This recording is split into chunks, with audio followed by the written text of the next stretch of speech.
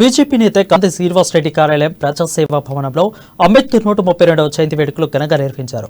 అంబేద్కర్ చిత్రపటానికి పూలమాలలు వేసి నివాళులు అర్పించారు. బీజేపీ రాష్ట్ర నాయకుడు కంది శ్రీనివాసరెడ్డి ఆయన ఆశయాలను స్మరించుకున్నారు.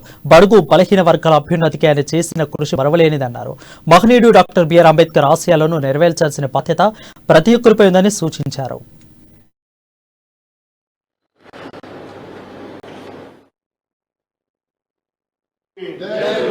అంబేద్కర్ ఆశయాలను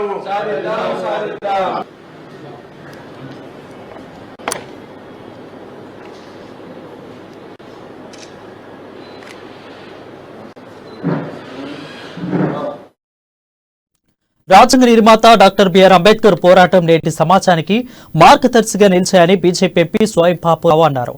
అంబేద్కర్ జయంతి సందర్భంగా ఆయన చిత్రపటానికి పూలమాలలు వేసి నివాళులు అర్పించారు.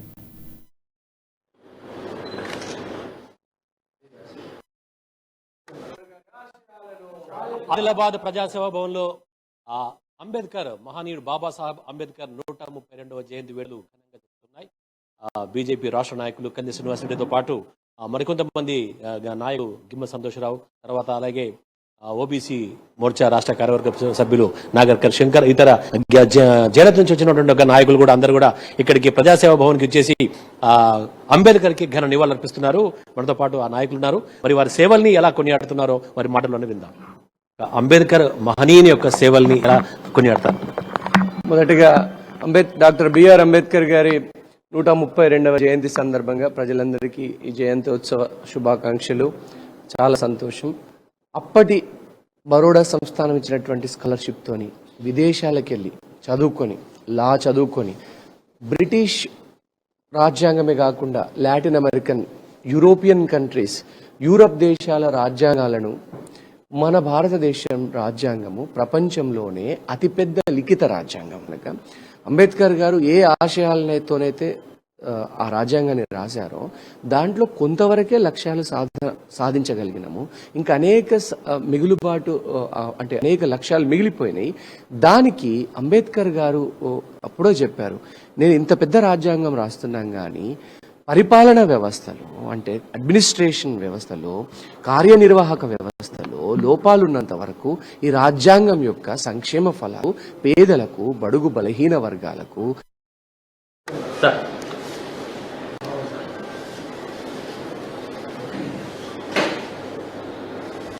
వాస్తవంగా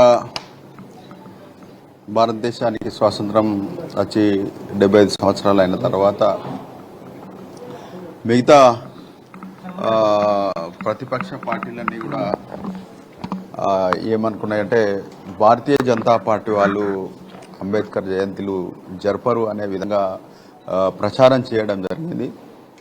కానీ దానికి భిన్నంగా ప్రధానమంత్రి నరేంద్ర మోదీ గారు ఏదైతే రెండవసారి పార్లమెంట్ ప్రారంభంలో మరి బాబాసాహెబ్ అంబేద్కర్తో పాటు భారత రాజ్యాంగాన్ని పూజ చేసి అందరూ ఎంపీలందరం కూడా పార్లమెంట్కి పోయిన తర్వాతనే ప్రమాణ స్వీకారం చేయడం జరిగింది. అంటే బాబాసాహెబ్ అంబేద్కర్ గారిని భారతీయ జనతా పార్టీ ఎంత ఆదరిస్తుందో దీన్ని బట్టే అర్థమవుతుంది.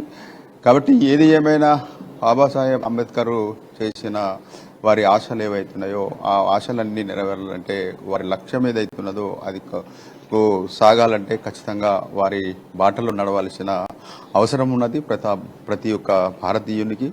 అదే రకంగా ఇవాళ నేను ఒక పార్లమెంట్ మెంబర్గా అయినా అంటే అది బాబాసాహెబ్ అంబేద్కర్ పెట్టిన భిక్షనే.